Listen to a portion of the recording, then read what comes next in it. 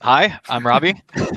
Robbie Dolan. I'm a sound designer, music composer for games. I've worked on a couple games now. Indie Pogo is on Steam. You could buy it right now. That's my work. I'm also working on a really exciting game for Pixel Toys that I would love to talk about, but I can't talk about too much. Um, and yeah, I make the blips and the weird noises for games, and kind of when you enter the audio realm, you end up being a bit of a generalist, as I'm sure you guys are familiar. And typically, you'll do sound design, and then they're like, "Well, you know how to do music too, right?" And then you end up doing music. So I studied music. I studied at Florida State. I majored in music and graduated with my bachelor's in commercial music. It's their sort of audio engineer track there. And I started out in the music recording industry. I moved to LA. I did that for a while. I decided I liked games and game audio a lot more, so I moved into that and haven't looked back since. I'm sorry, I missed a lot of that because I was having some serious technical difficulties. But yeah, too many tabs open at the same time. I closed the wrong one. It's all good. Um, We were just starting introductions. okay, cool. Gotcha. I didn't know if you guys heard me say that because my thing was delayed so badly. All right, so I'm sorry. I missed what you said. Did I miss a lot? No, I was just introducing myself. I'm Robbie. I do sounds and music for games. Okay. Basically it.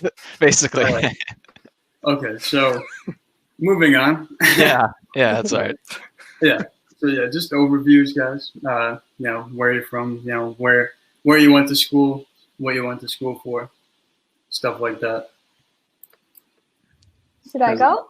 Yeah, floor is open. Okay, so I'm Esin and I'm from Turkey. I went to college in Boston at Berklee College of Music. I did 2 majors and a minor. They were film scoring, contemporary writing and production, and musical theater writing. I so regret not also doing video game scoring, but thankfully I got to work on some video games. I'm the assistant music director for Disney's a cappella group Di Cappella, and also the lead composer for a boutique audio post-production company called Audio Brew. I'm normally based in LA, but with the pandemic, I'm currently in Istanbul, Turkey. Very cool. Very cool. Awesome. My name's John Fio. I'm here in Brooklyn, New York. As for stuff, check out Skate Story, coming out in maybe a year or two. I don't know. Check out Kung Fu Kickball, coming out on early access on April 13th. johnf.io for all the other stuff. As for like what let's see, I went to Rutgers, studied music there. Is there anything else I need to say? Maybe I need like a really weird opinion to voice. I'm just gonna give it up to Josh. Hi, my name is Josh Mansell. I am probably best known for writing the music for the original Crash Bandicoot trilogy and the only Jak and Daxter trilogy.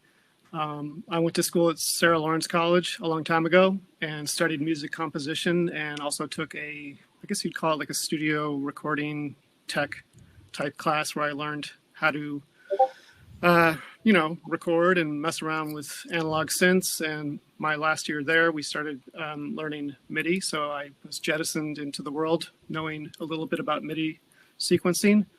And I moved out to LA right after graduating and landed a job at Mark Mothersbaugh's Mutato Musica studio, which is where I did those video games. So I was an in-house composer at Mark's studio for about 15 years, and then I left there, and I've been freelance for about the last 12, 13 years. And now I'm doing mostly indie films, but I've done, kind of a range of other recording type projects and also some animation, and not so much the games. I've done a couple smaller games, but been mostly doing indie film stuff. So that's me. Chat's going crazy for Crash. All right, so it's very interesting backgrounds, all you guys.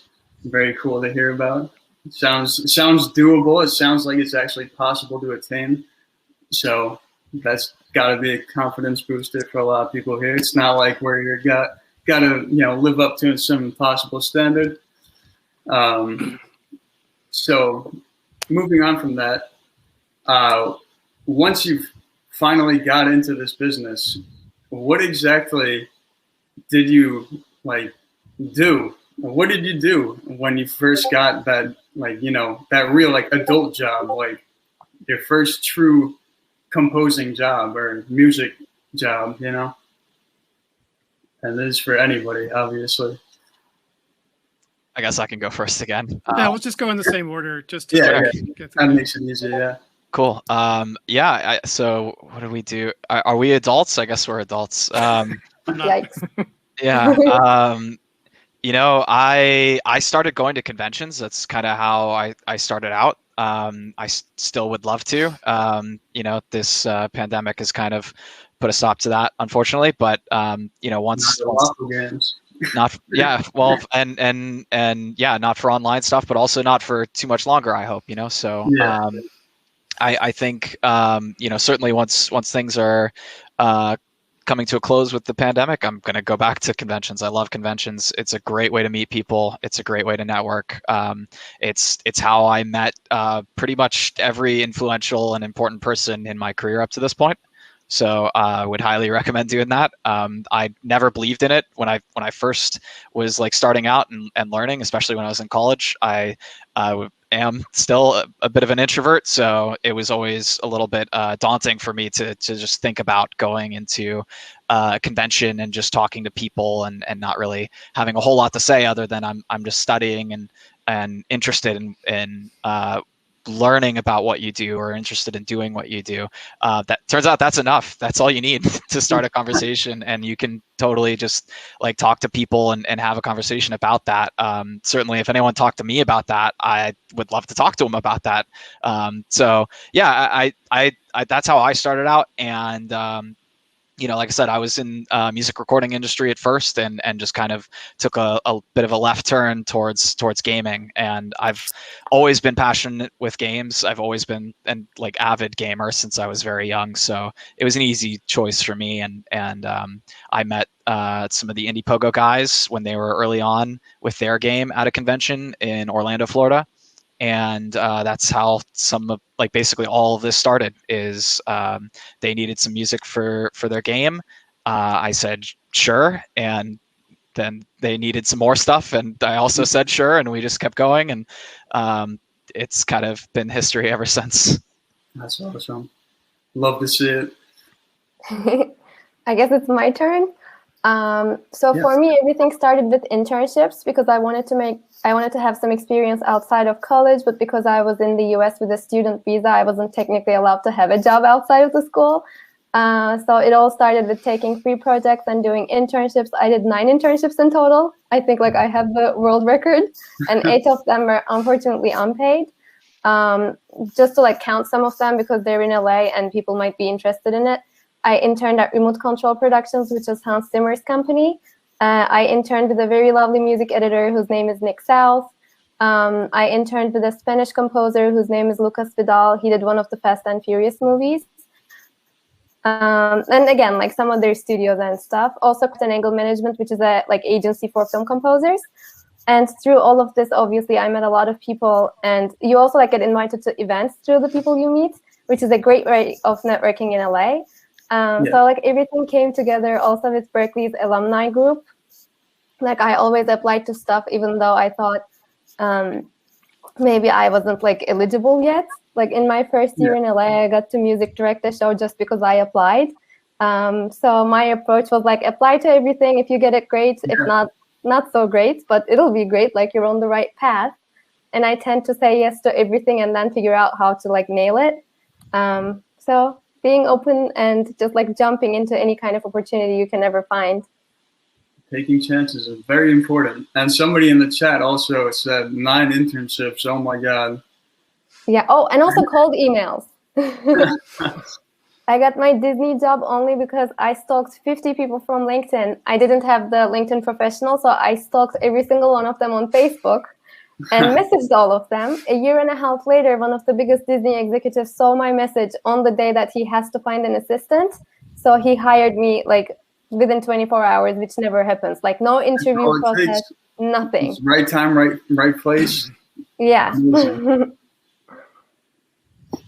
Yeah, wow. For me, I just started going to game jams here in New York.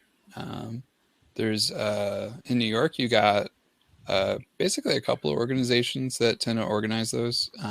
You have NYU and you have Playcrafting. And so my experience is just like going there, meeting people, total randos that didn't know it at the time. And then just like working on a project together, because that's the kind of people that you are. And then that's what it's been since then, basically. Those people work on longer form projects. They need music. They hit you up. That's awesome. Very cool.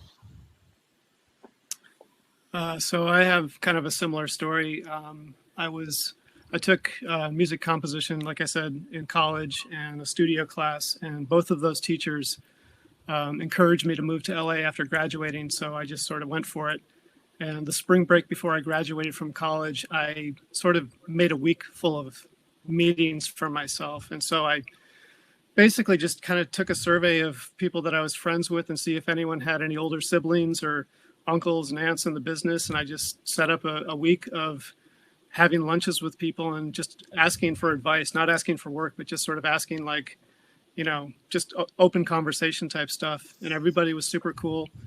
And one of those people was Mark Mothersbaugh that I met. And, I basically told him that I was moving out here and that I was, going to be a young, hungry guy in the street who's, willing to work for peanuts. And I had kind of a similar right place at the right time moment. I did move out here and I called him a couple times. This was all before email. So I was literally calling him at home and he was picking up the phone and talking to me, which is crazy. But I think it was the third time I called him at the end of the summer. He said, "That's so crazy. I was just looking for your number because I need a new assistant." And so that's kind of how I landed my job at Mutato. And while I was there, I definitely paid my dues as far as, being sort of like studio assistant, helping out with recording sessions. And then little by little, I sort of gained more experience. I was doing sound design for commercials, helping out with some of the kids' TV. I helped out on Rugrats and Beekman's World and Adventures in Wonderland and stuff like that. And it was 1995, the first game job came through the studio, and that was a game called Johnny Mnemonic, which was a tie-in to the movie. And basically that job sort of set me on my way. It was an all-encompassing sound job where me and another guy did all the sound effects. We built room tones. We wrote music. It was really a big job. And so after that, I sort of became the game guy at Mutato, and that's how I fell into the Crash project. That was the first project at Mutato that I ever spearheaded. So Mark delegated that game to me, and that kind of set me on my path as far as games go. I'm going to be saying this a lot, but that's awesome. But yeah, I one day hope to have a cool origin story also. So on to the next question. So a lot of game studios, they don't have dedicated in-house producers or people to make sound effects or anything of that nature, really. So there's a lot of freelancing involved. So my question would be, like, how many projects do you have to work on at one time to successfully freelance? Or like how do the bills get paid, when you're first starting out? Yeah, it's tough. I haven't run into too many audio freelancers myself. I typically, speak to people that are working in a studio. So I definitely do think that those gigs exist. I've that being said, I've done a fair amount of freelancing on my own as well, just not inherently like with games. I've worked on some indie films as well. There's actually one that I worked on that's going live now. It's called Sweet Nothings, and you could Google it, I think, and look it up. It's awesome. I love that film. So I'll put it in the chat. sure. Sweet Nothings, yeah. It's at a couple film festivals going on right now, online, of course. I do think one of them is actually viewable on location, though. So check it out. Maybe it's in your area. But yeah. So I've done a couple of things like that. I've also done some like music for like little games. Like you meet someone, they're putting together, maybe it's a game jam or something like that, and they need some music or they need some little audio here and there. I've done some stuff like that. How do you pay the bills with it? It's not easy. Those things are typically more or less like to get your foot in the door somewhere, or to just get to know people and to kind of prove your worth a little bit. And also they work great as like portfolio pieces. This short film has been in production for a while, so I haven't really been able to talk about it until now. But basically, once these things get fully realized and released, you put that on your resume, and you get an IMDb credit, or you get some sort of credit. You can show that to anyone that you're looking to work with, and just be like, hey, here's what I've done, here's what I'm capable of doing, and I'll do more of it. That's kind of what you do with those, I think. To earn a living in freelancing, I give mad props to anyone that's doing that. There's a significant amount of hustle involved in that, and maybe some of the other panelists might be able to give you further insight on it. Okay. For me, I do many different things within music. Like, even though my number one passion is like being a film composer and writing music, I also do notation for other composers. I'm a professional pianist, so I do record for other composers or other studios. And this kind of allows me to be in the room with other music executives or other music people. And I find that it's more valuable. Like, rather than meeting them for coffee, I meet them at a session. So like, I'm kind of more memorable than someone who just like messages them to get advice or like ask for work. And again, like, I try to use social media very effectively so that like I can show people what I'm doing without being like, hey, like, I want to be in your inbox, like, this is what I do. Like, I don't do it. I just let them discover what I'm doing in their free time, which has been very rewarding, because sometimes I meet people and like 8 months later, they're like, hey, like, I have a gig that I can't go. Can you go record for Disney in Utah for me? Just because I did a music notation work for a funeral. I'm like, what? So saying yes to everything has definitely like paid my bills. And I think you asked two things and I already forgot the other question. What was the other one? Like, how would you like pay the bills when you're first starting out, like as a freelance musician or composer? I mean, at first, I did get a lot of help from my parents, because with the student visa, you can't work at all. And with the artist visa, you can only work in music. So a lot of my friends were like bartending or working at restaurants and doing other things, but I wasn't legally allowed to do that, which was a blessing because it did make me focus in music. And it's very valuable. Like, when you perform at a session, you learn from the conductor, or like you learn what works for writing for percussion and what doesn't. So everything you do is a learning experience, and you just like build on top of it. Yeah. Very nice. Very nice. I have a job. Great. That's awesome. A normal job. But if there's some kind of like panel that I could go to where I could maybe learn more about this kind of thing, I'd be down to see that. Okay.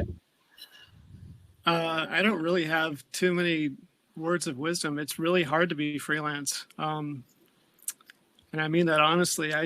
Just because the crash music is famous doesn't mean that I'm famous. And I'm certainly, I have to pound the pavement just as much as anybody else does. I was lucky enough to share a theme song that ended up on TV that's been on the air for 20 years.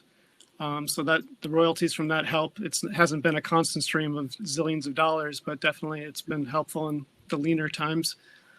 As far as, surviving out there, everything that everybody else has said is very true. And I think it's also important to connect with just your peers in the industry. And that means not necessarily the kind of people who are hiring and firing people, but if you're interested in games, then, like everybody said, go to places where there's, where the game people are at and connect on a personal level.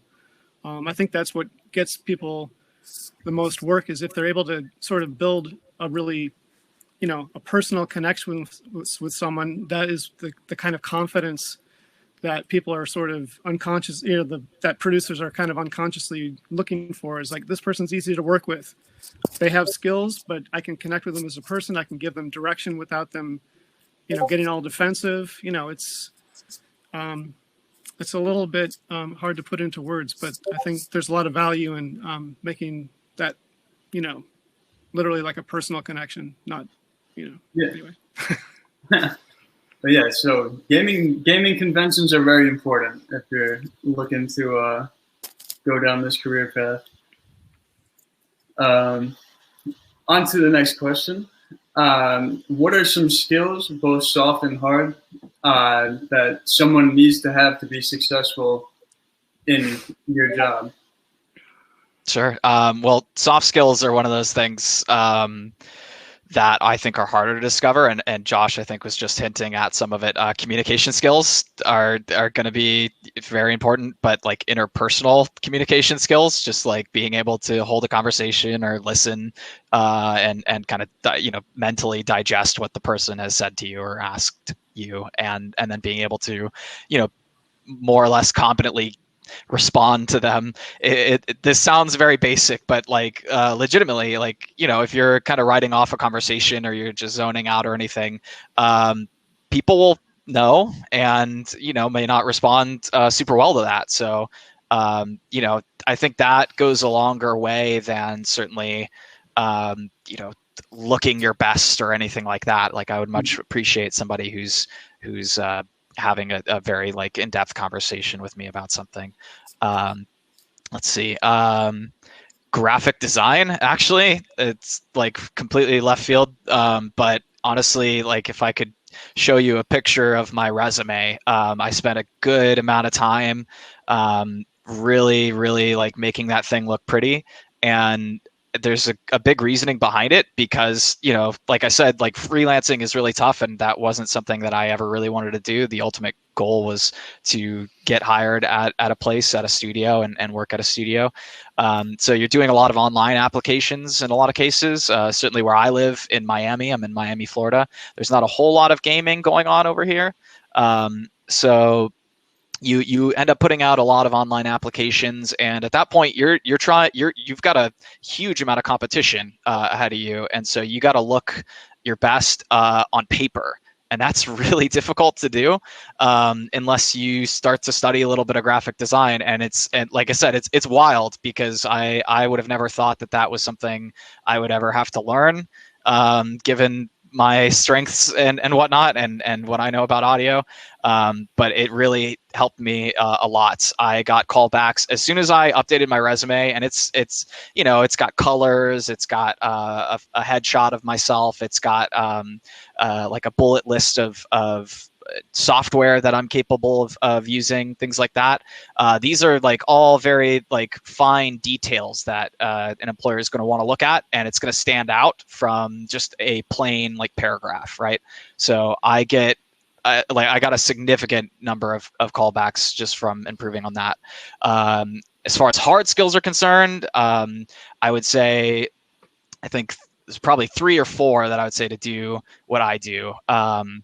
Know a DAW, so a digital audio workstation. There's lots of them out there these days. I use Pro Tools.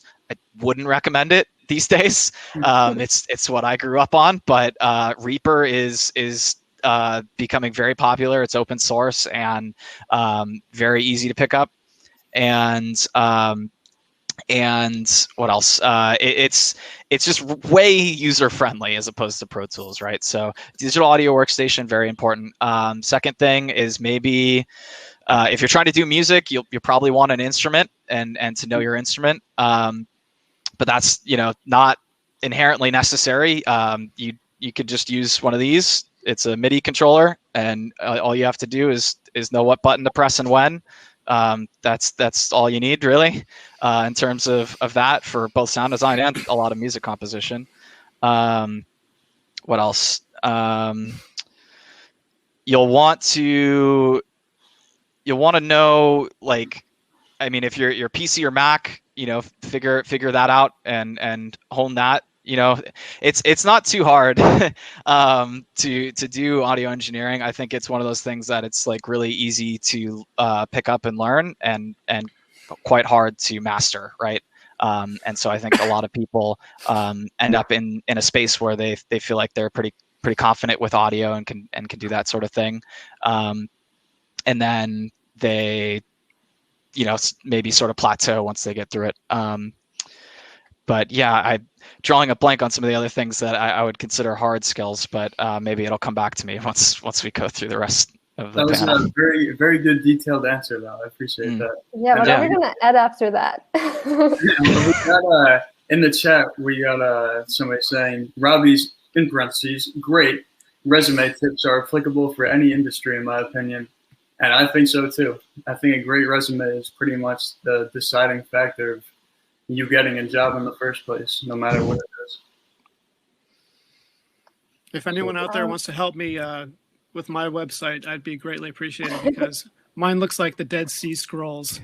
It's like the darkest, most scary looking thing on the planet, and I just haven't changed it yet. So if anyone, I'll help you, Josh. No worries. Yeah, help me, man, because it's like it's really grim. It's bad. You just templates. I swear, templates take you so far. I know. I use that for my website, for my resume, everything. You just take a template and you're like, oh, that looks cool. I would read that, and then you just put your information in, edit it a little bit. You're good to go. Yeah, I need to switch my my parent company on that one, because don't have a lot of flexibility with company X. Don't worry. Thank you. Yeah. I've been grinding on the website a lot lately. It's that's what my day job is, so I feel like I have a bit of a predisposition there, but happy to help you with that, Josh. Thank you. I didn't mean to turn this into a big help me. No, we wanted it to be conversational anyway. I just remembered too that screen. I'll boot up, There you go. Yeah. I used Wix, by the way, for my website. If you go to robbiedolan.com, you can see it. I used Wix. It's great, and if you scroll through the templates, you'll probably recognize mine possibly. But so the other things I wanted to talk about, learn. So I said there's like 3 or 4 things. I think it's just 3. DAW. A middleware of your choice. I really like WYs, but there's WYs, Fmod, things like that. And then learn an engine is the third thing. So there's Unity, there's Unreal, and this is just for like, nowadays, there's a lot of games happening all over the place, and there's a lot of defragmentation. You might have different engines, different things, different companies doing proprietary stuff. But like if you're trying to just break into games in general, Unity is free to download, and you can check out, they have tutorials and things where you can learn that engine. Same thing with Unreal, and I think WYs as well, and Fmod, you can just download those and learn them. If you learn these softwares, you are way ahead of the game. Yeah, so just make sure you're up to date on all your stuff, and you'll be good to go. Just make sure you know what you're doing, basically. That's the most important thing about anything, really. Yeah. Sorry, I didn't mean to hijack anything. You're good. You're good. If you guys want to speak about it as well. Yeah, so the last question was if anybody wants to say something, what are the skills, both soft and hard, that somebody needs to be successful in your career? One thing I can add. Oh, sorry. Do you want to go first? Oh, no, go ahead. Go ahead. Like working as a media composer, you really need to understand that you're there to serve the directors or producers or like somebody else's vision. So writing the best piece of music in your mind doesn't save the day. Like you essentially need to really understand their vision. And there has been times where like I was asked to do revisions that I don't believe in doing because like to me it felt so wrong. But ultimately that's what they want, and you're hired to like please them and like sonically get their vision to life. So that's one thing. And also absolutely like being resilient is more important than anything, because like even in the first year of Berklee, so many people dropped out after seeing the like talent amount there. And I don't know, it's so easy to get discouraged. But I think if you like stay on the route and you keep doing it, you eventually get better, and there's no way you won't succeed. So that's big. And being able to serve under high pressure and tight deadlines. Like every single time I'm on a project, things are emergency. I don't get it. It's art, it's entertainment. I think it's supposed to be like more relaxed, but it never is. So getting used to working fast is really important. Yeah. I'm really glad you brought up like having to fit somebody else's vision, because I feel like a lot of people think, oh, I'm just gonna get to make whatever kind of music I want for this game, but nope. It's not that way. And we have another question in the chat also. Legally speaking, what types of contracts / legal issues do you run into when making music for certain games and other people? And this is for anybody to answer. What was the question? I didn't quite get that. Legally speaking, what types of contracts / legal issues do you run into when making music for certain games and other people?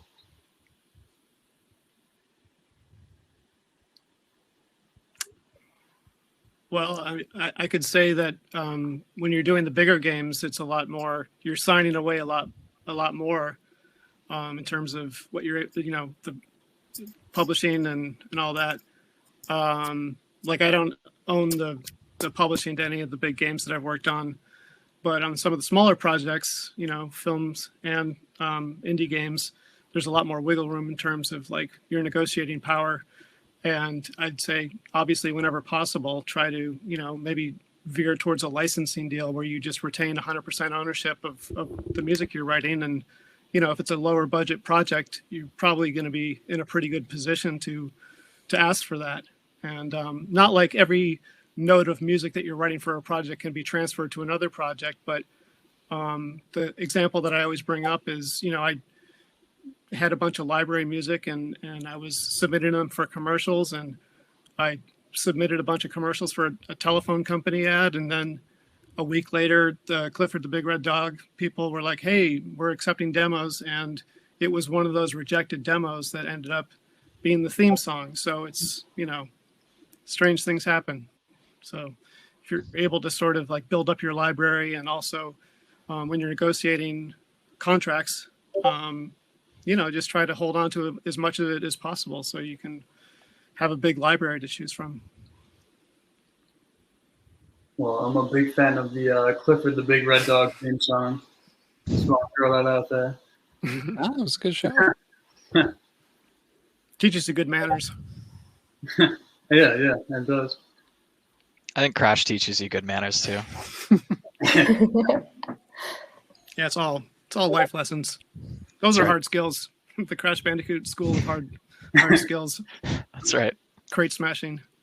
That's actually the answer to the skills question from just now. Just learn how to smash crates. Nah, just catch up on your Clifford. Oh, right.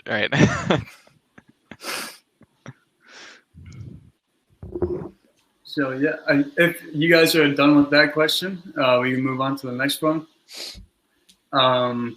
What life / work / educational experience helped you the most in pursuing your career?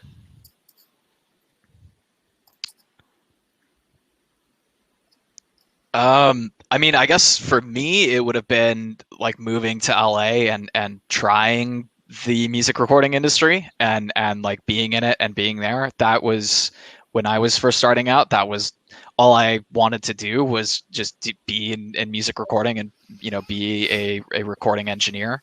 It was really important for me to experience that and know what that was like, and kind of learn that was something I didn't really want to do. and then kind of move into gaming. But I think beyond that, it would probably be going to my first convention, and I talked about this a little bit before, but it really was important. I just didn't. I was writing them off. I was like, this can't be that big of a deal. These aren't job fairs. These aren't like people are there to socialize, sure, but not like they're not looking to hire anyone, certainly, right? And maybe not like directly, but certainly if you're talking to somebody and they have a position and they are talking to you and you seem like I said, like you're a competent individual, then and you can hold a conversation, and you might be more or less like cool to spend 10 minutes in a small room with, then yeah, they might be like, hey, you can do sounds, right? Well, we have a thing and it requires some sounds. Why don't you send us a demo or something? Or why don't you send, do you have a website, or do you, that's when you've got the elevator pitch moment to be like, yes, here's what I do, here's what I have, here's what I can do.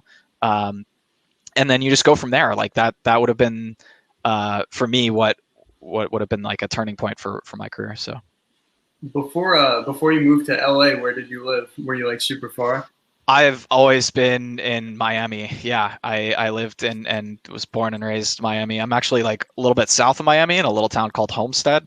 But I just tell everyone it's Miami. It is Miami. It's all Miami. Anyone from here knows. But so I studied in Florida State, which is in Tallahassee, which is like 8 hours north of Miami, and I lived there for a while, and obviously like studied and went through school there. But then right out of college, I went straight to the opposite side of the United States and lived there for 2 years and did that, and then came back and had to refigure out what I was doing and how I wanted to really shape my career. That's awesome. Sometimes you just gotta take the risk. You just gotta do it. Absolutely. Yeah. I think for me it was Berkeley, because it was the first time that I started taking music seriously and like a hobby turning into a profession. Prior to that, I was always writing instrumental music and songs, but I always thought like I should wait for the inspiration to come and write whenever I want. Like that's totally not how it works. Like at Berkeley, I started to write whenever I want, because I had so many different projects going on in different genres, sometimes for film, sometimes arranging other people's music. So it was kind of like a mock-up of the real life, I guess, like the business. And also, again, like I got to do so many different things. Like I got to music direct, I got to play in orchestras, which was something that I've never done before. So it was really like eye-opening, and it's kind of like taught me to play in a team rather than just like being a solo pianist by myself. So yeah. That's cooperation and collaboration. Yes, exactly. Essential parts of music. Mm-hmm. For me, I guess it's either like studying jazz in school or moving to New York. Both probably up there. Studying jazz in school definitely completely changed the way that I think about how music is structured, the forms, and particularly in ways that are useful for writing stuff for media. Jazz, kind of the basic structure is often that you'll have a chords and a melody, and then the song will lead into like improvisation. And so getting to get experience fast composing like that was really great. And I also think that just like thinking about music in that kind of way, in the like you open a real book, what do you see? You see a lead sheet. Thinking about music that way, I think, has been really, really helpful, because I think that gets to the heart of what makes video game music great a lot of the time. So I think focusing on that kind of thing has been great for my perspective. And then moving to New York and just getting to go to shows here. It's a crazy town. I think there's stuff here that probably doesn't exist anywhere else, and that's my favorite. And when you say New York, I assume you mean New York City. Yeah, Right. yeah, Okay. yeah. So getting out, going to shows. Not right now, of course, but you know, eventually. Yeah, very cool. Very cool. Oh yeah. So Josh, did you answer that question? What was the question? What was the thing that inspired me the most, or? Yeah. What life / work / educational experience helped you Oh, the right. most? Well, being an in-house composer definitely, was like the ultimate as far as like getting a bunch of jobs thrown at me.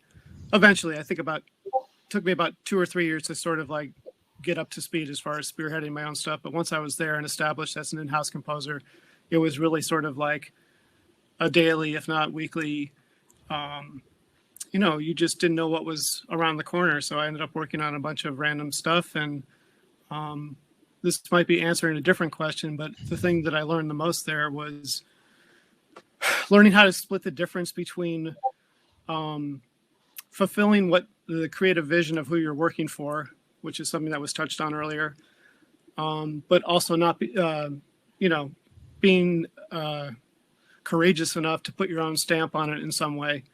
When someone tempts a project with Hans Zimmer, it's not like they're looking for exactly Hans Zimmer. It's like they're going to, you can channel that world or, get into, sort of like what he might do or what his company might do. But I think there's value in also sort of like cultivating your own voice as a composer. And, but those opportunities are not on every project. There's definitely some, like I did a documentary where I had to basically just rip off, the songs. There was a bunch of songs that they couldn't afford. So it was just an exercise in doing knockoffs. But then I did another documentary where the director really just sort of opened the door and said, like, give me your best ideas. And, that was an opportunity to sort of, really be creative about it. So anyway, but it's definitely it's a hard thing to find the balance in as you're working through projects. Yeah. Can I actually get people's perspective on that? Because that's really interesting to me. For me, I mean, I'm just working with like independent people, but everybody has always been like, oh yeah, do what you want. And then I do it. And they're like, yeah, awesome. And but like, I'm curious what other people's experience have been. Mine has been mostly like, we're going to need a very specific thing and we want you to do this very specific thing. Can you do it? We're not as interested in what you're trying to do. Just, can you do this thing that we have in our vision? I've run into a couple circumstances of where they're like, oh, just do what you want. And those are great. And also kind of scary, but I think the pervasive thing was like, they have a vision for something that they're trying to get across, and they want you to get as close to that. They basically want to compose it themselves, and they can't. Right. And so they're gonna hire someone to do it, and then you might tell them some complicated music composing stuff, and then they'll be like, well, I don't want that, even if they do. They know what they want and know what they don't want, and so you just kind of have to navigate that. I even ended up co-composing with somebody who's not a composer, not a music person. He just had a very specific mind's eye view of what he was looking to achieve, and it actually turned out great. For a lot of composers, that might sound really crazy to have to co-compose with someone that doesn't know music, but it was cool. It was like he knew a part should sound a certain way, and he might sing it or whistle it, and then I would play it back and be like, okay, this, no, not quite like that. And then he whistles it again, and it's not perfectly on pitch or anything, but then I played it a little differently. Yes, that. Okay, great. I plug it in, So it was kind of cool. I really enjoyed it, and I'm very happy with how that turned out. So, but yeah, more often than not, I run into people specifically looking for a thing that I have to just create their vision for. It's not my music, it's their music, essentially. have you guys ever just been truly stumped at like a vision somebody gives you? You're like, I don't even know where to start with this. Yes, Josh. Yeah, I've been in that position a lot of times. I worked on an independent film where the director and the producer were basically at war. It was a dark comedy, and the director wanted it dark, and the producer wanted it funny. So it was a challenge to find, something that pleased both people. And my solution was to go silent in many places. And it seems kind of like a fuck you move to leave certain things silent, but in a dark comedy, sometimes that's the best thing you can do, because it just leaves it ambiguous. And don't be afraid to say, like, you know what, I think this should just play dry, and chances are, like, if you sort of like pick your moments, like one of my favorite movies is Diary of a Mad Housewife, which is a 70s movie, and it's a dark comedy, and there's no music score. And it really, there's some thought-provoking stuff in it. There's some really dark, emotional stuff, and there's some hilarious stuff. And it all just plays through without any soundtrack. So, having that sort of mindset is, it can be useful when you're sort of caught in the crossfire. I have a million other war stories, but I'm not going to dominate this. I also oftentimes ask them for adjectives that are not music related and just like about the mood and the vibe. And that has been really helpful to like set the tone. Because they, like, even though they can't communicate music for the most part, they can still communicate the right feeling, or like from whose perspective, whether it's the game or it's the film, it should be told from. Yeah. I actually have a friend who he doesn't know the first thing about music, but he'll come over like when I'm making an instrumental, he'll be like, "Oh, let's work on something," and they'll just be like, "Oh, do it like da da da da da," and I'm just like, "Okay, I'll do it like that." Like, he just knows how to explain it like super simply, and like, that's all you need, honestly. Like, if you have that person, that's like, they got good ideas. It's all you need. Yeah, I did a series of animated shorts for Disney, and the director literally would call me on the phone and like sing stuff to me over the phone. I mean, it wasn't like, the most complicated music of all time, but just the way that he wanted it punctuated was very specific. And, you just have to train your ear to sort of translate what someone's half-assed singing, means in a musical world. It's a skill. That's a hard skill. Yeah. I think it's 6:13, so I think we're on to the final question right now.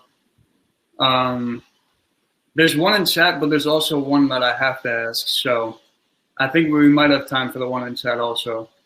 So what are some things that people who are interested in pursuing music for video games, what could they start doing today to, like, help them, get a move on? I talked about it a little bit already. Learn a DAW, learn a middleware, and learn an engine if you really want to get ahead. But a DAW is really all you need to start, I think. And then game jams or anything, like, just give yourself some sort of prompt to come up with, especially if you're trying to be a composer. Compose, just like make some songs. Give yourself some limitations. Ask a friend, hey, I'm gonna make you a song. What do you want your song to be about? And they might laugh and think that's crazy, but like, no, it's it's fine. I'm just what kind of song you want. Just give me a random anything, and then you go from there. Yeah. Yeah, and the best way to learn is to do it. So you could find indie games on Kickstarter or Indiegogo or whatever, and try to like actually work on them. Ideally starting with games that are not super tight with deadlines, so that you would have time to learn and get used to how things are done. But doing it is the best way. Mm-hmm. Man, learn your favorite songs on an instrument. I think that's important. And honestly, maybe do you guys even have time for that? Because it feels like this lifestyle, like there's no way people can actually like practice music. These days, not so much. No. I feel like that's maybe. Only when you have to. I don't Yeah. know. I'm not even a guitarist. Look at all this stuff. And then I'll tell myself, oh yeah, you can play that. No, I can't. Same here. I'm still editing the same takes from like 3 years ago. So I don't know, like get the metronome out for 20 minutes a day. That's all I got. Yeah, I can just build on that. I call it kitchen work. If you're not on some time sensitive thing, then just, get to your music making station, and, it's totally cool to make up projects for yourself.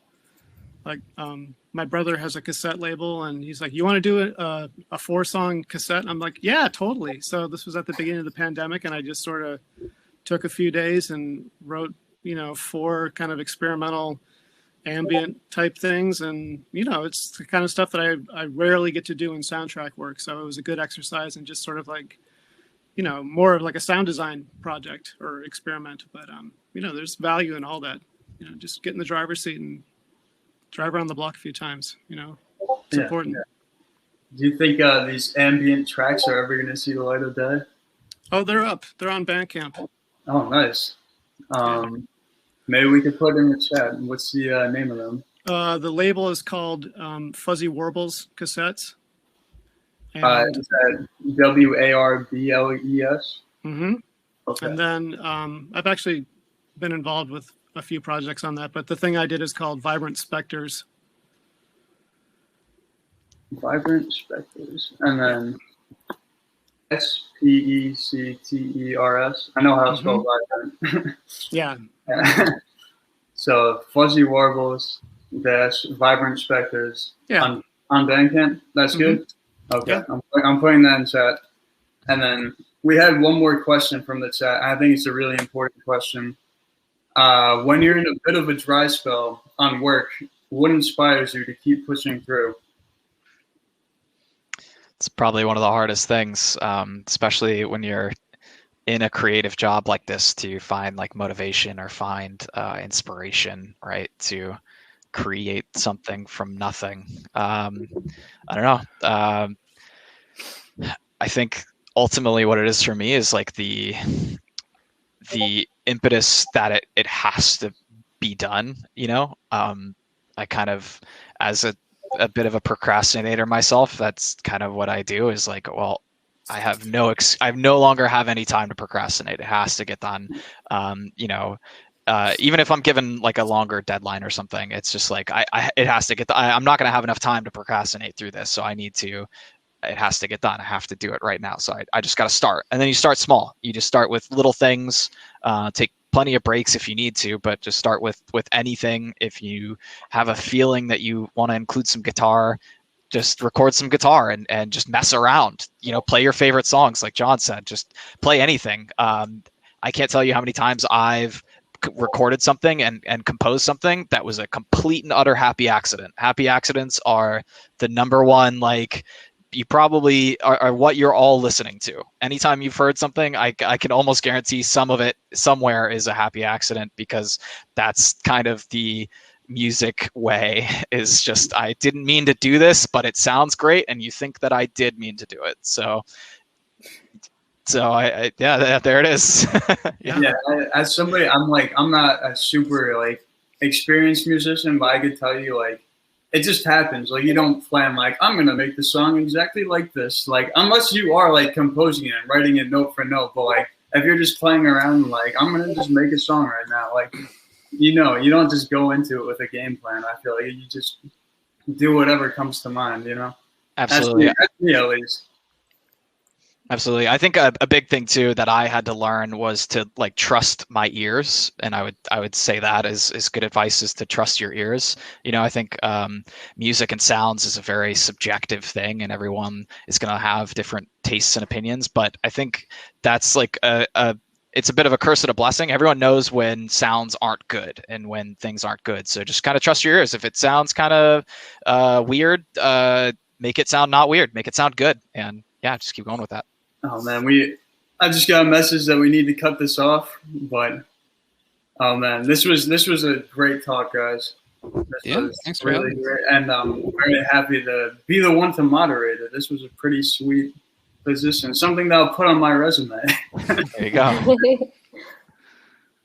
Thanks So, for having me. Yeah, anytime. Thanks for having me. As Same. well. Nice to meet all of you.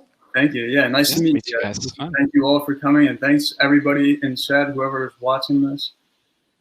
And yeah, thank you.